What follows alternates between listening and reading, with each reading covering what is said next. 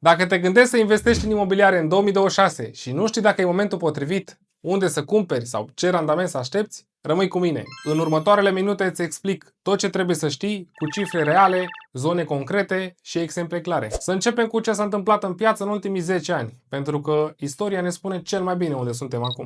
De exemplu, în 2016, un apartament de 2 camere în București costa în jur de 60-70 de mii de euro și încasai o chirie de 300 de euro pe lună. Acum, în 2026, același apartament valorează 140.000 de euro și chiria obținută este în jur de 600 de euro. Cel care a cumpărat în 2016 la 65.000 de euro are azi un apartament la 140.000 de euro. Plus chiria încasată în 10 ani, aproximativ 50.000 de euro net. Deci asta e puterea investiției imobiliare pe termen lung. Nu e spectaculoasă în fiecare an, dar în 10 ani e imbatabilă. Acum hai să vedem cum arată piața în 2026 și e important să fim realiști. Imaginea de ansamblu nu e una roz. Avem prețuri susținute de costuri mari, tranzacții mai puține, cumpărători mai selectivi și dezvoltatori mai prudenți. Concret, tranzacțiile în București au scăzut cu 15% față de 2025. Timpul de vânzare s-a prelungit. Ce înseamnă asta pentru tine ca investitor? Într-o piață mai lentă, apar adesea cele mai bune decizii pentru cei disciplinați și cumpărătorii care au cash pot negocia mai bine în 2026. E primul an din ultimii 5 în care marja de negociere s-a mutat la cumpărător. Folosește asta. Acum, cea mai importantă parte, randamentele reale. Și aici trebuie să fii foarte atent. Apartamentele de închiriat rămân o opțiune atractivă cu randamente de 5-7% pe an în zone bune. Dar ăsta e randamentul brut, înainte de costuri, de care toată lumea îți vorbește. Hai să calculăm randamentul net real, pe un exemplu concret. La un apartament de 100.000 de euro, iei o chirie de 500 de euro pe lună. Deci 6.000 de euro pe an brut. Scade impozitul la ANAF de 10%, deci minus 600 de euro. Perioada goală estimată, de regulă într-un an e o lună de zile, minus 500 de euro. Alte reparații, 300 de euro. Fondul de rulment și impozitul pe proprietate anual, undeva la 300 de euro. Deci din 6.000 de euro încasați, rămâi cu aproximativ 4.300 pe an. Adică ai un randament de 4,3% net anual. Și încă un aspect important când vorbim de investiții. Nu te uita doar la randament. Adevăratul câștig vine din aprecierea valorii proprietății pe termen lung și din efectul de levier al creditului ipotecar folosit inteligent dacă a fost cazul. Uite niște zone bune din București. Militar și Drumul Taberei din sectorul 6. Cel mai bun raport preț-randament din București. Prețurile sunt de la 1.700 la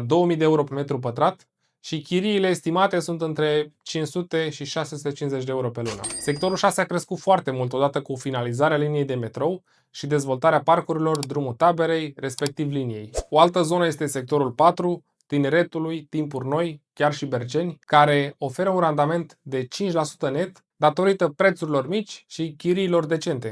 Zona Tineretului, Timpuri Noi, e în plină transformare. Sunt zone de birouri care se tot dezvoltă, plus că beneficiază de linia de metrou M2 care traversează Bucureștiul până în Pipera și conduce către universitățile mari din centru. Desigur și zona de nord, Pipera, Aviații, Floreasca. E o zonă premium, de business, corporate și de regulă chiriașii sunt mai stabili. Stau undeva la 2-3 ani în chirie. Randamentul din chirie e normal, dar ai aprecierea garantată și lichiditate maximă la vânzare. Acum, la ce să fii atent înainte să investești? 1.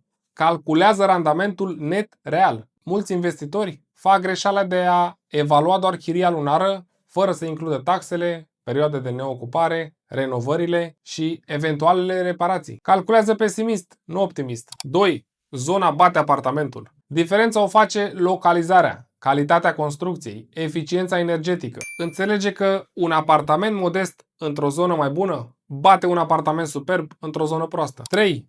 Eficiența energetică. Apartamentele vechi rămân competitive doar dacă sunt bine poziționate și renovate inteligent. 4. Orizontul de timp. 2026 poate fi un an bun, mai ales pentru investitorii care cumpără selectiv și au un orizont de timp mediu sau lung. Și 5. Situația juridică. Cartea funciară trebuie să fie curată, fără ipoteci, fără coproprietari, fără succesiune regularizate. O problemă juridică îți poate bloca investiția ani întregi. Deci se merită să investești în imobiliare în 2026? Piața imobiliară acum rămâne activă, dar e mai prudentă. Cine înțelege contextul macroeconomic și noile criterii de selecție, are șanse mai bune să identifice valoarea reală. Deci se mai merită să investești acum în imobiliare? Răspunsul meu, clar da, dar selectiv și nu în orice zonă, nu în orice apartament. și nu la orice preț. O zonă bună, un preț corect, eficiență energetică bună și un orizont de timp de minim 5-7 ani, clar imobiliarele rămân printre cele mai bune investiții pe care le poți face. Dacă ți-a fost util acest video, dă like și abonează-te. Postez săptămânal analize despre piața imobiliară cu cifre reale. Și dacă vrei să investești în imobiliare în 2026 și vrei să faci asta corect, sună-mă. Îți fac o analiză complet gratuită, ce zonă, ce buget, ce randament poți obține real. Prima discuție e complet gratuită și fără nicio obligație. Te ajută să iei cea mai bună decizie financiară din 2026.